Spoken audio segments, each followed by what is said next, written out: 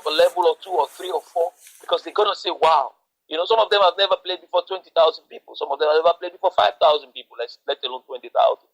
Yes. So if you can have, let's say if you can have even the stadium half filled, that's like 10,000 people watching for the first game in the Premier League. That's a big deal, you know. Absolutely. So I only hope that it will have the desired effect. Emmanuel Abdel-Safar has worked relentlessly.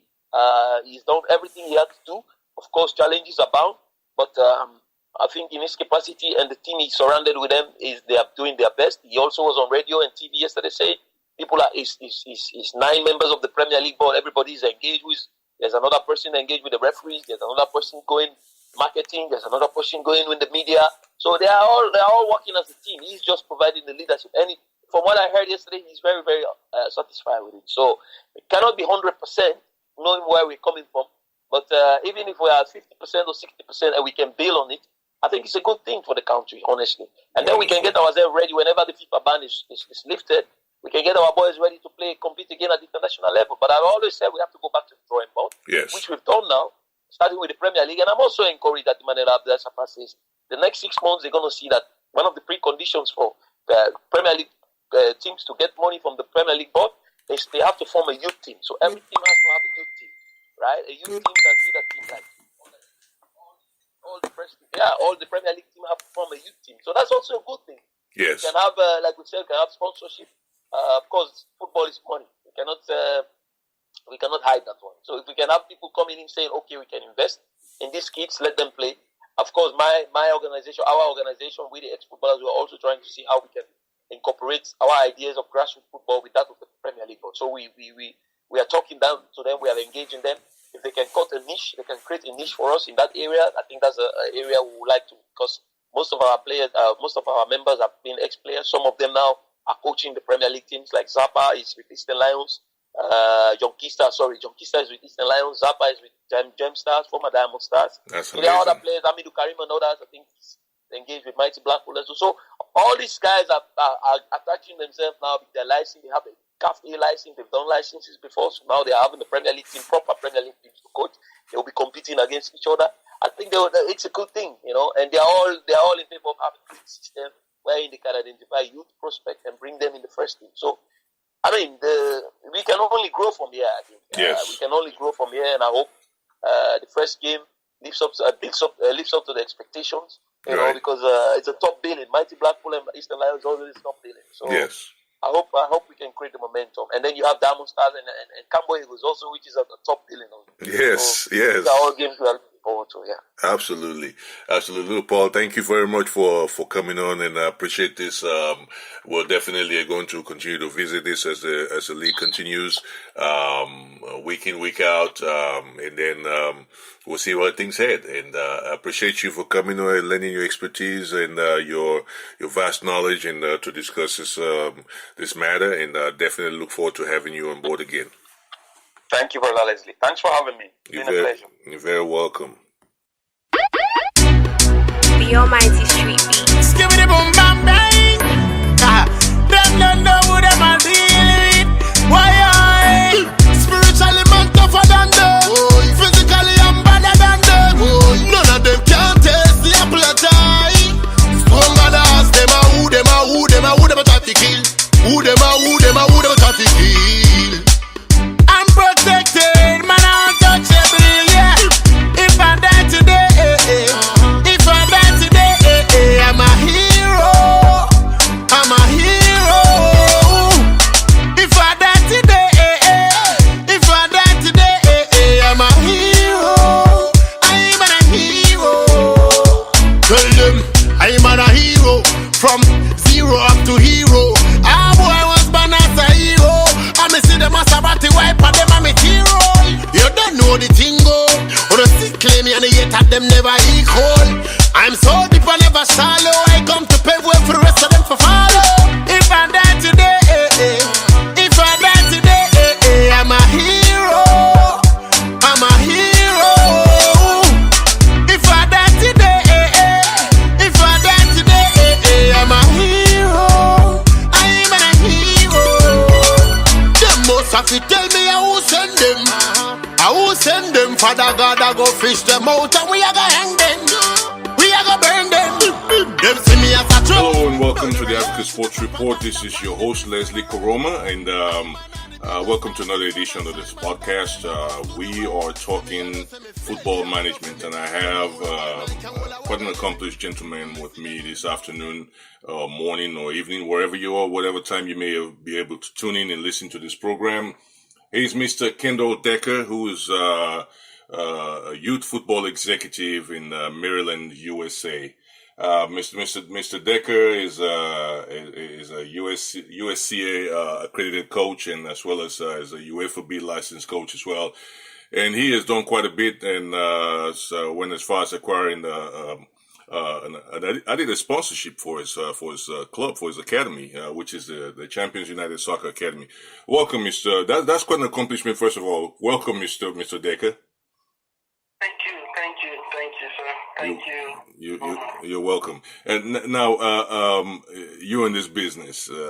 Soccer is, arguably, I always say this because, stats-wise, statistics-wise, people will tell you cricket is the most widely played sport because of the population of India and Pakistan put together. And of course, but that's population-wise. But when you talk about the spread of the game, soccer is the most widely spread game in the world, which is most widely practiced by most nations around the world.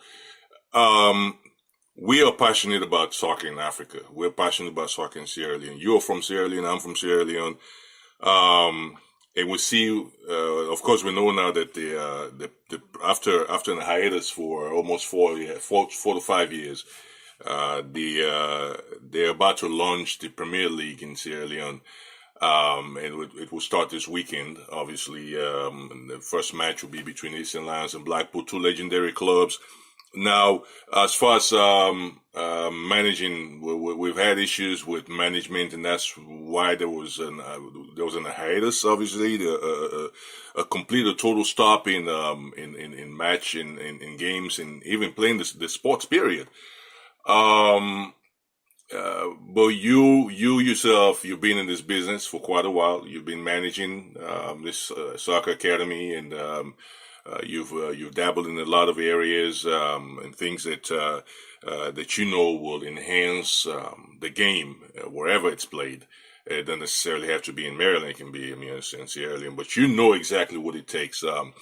Give us an insight into your management abilities and what you've done over this past several years, and how you think that has helped your knowledge so far with regards to administration in football and football management.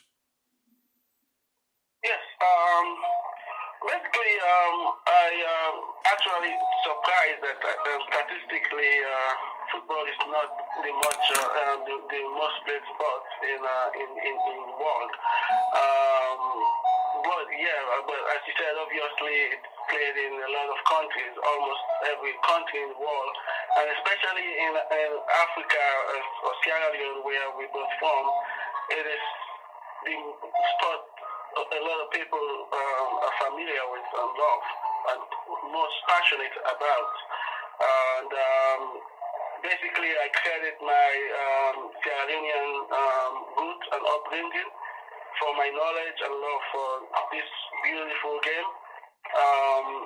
Basically, I learned all of what I know about football growing up in Sierra Leone the first 16 years or so of my life.